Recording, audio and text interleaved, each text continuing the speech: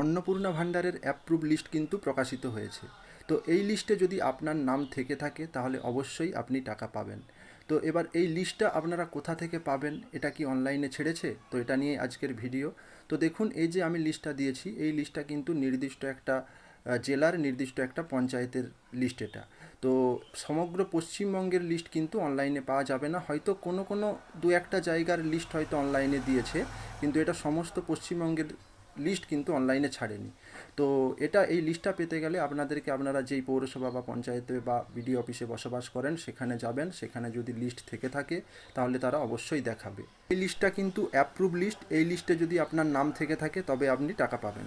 আর এই লিস্টে যদি নাম না থেকে থাকে তাহলে সেটা কিন্তু এখন থেকে বলা যাচ্ছে না যে আপনি টাকা পাবেন কি পাবেন না। এটা হয়তো পরবর্তী বিষয়, কোনো নির্দেশিকা আসলে অবশ্যই আপনাদের সাথে শেয়ার করব। ততক্ষণের জন্য ভালো থাকবেন। ভিডিওটি ভালো লাগলে অবশ্যই আমাদের পেজটিকে ফলো করতে ভুলবেন না, সাথে ভিডিওটি লাইক, শেয়ার ও কমেন্ট করতে ভুলবেন না। ধন্যবাদ, ভালো থাকবেন।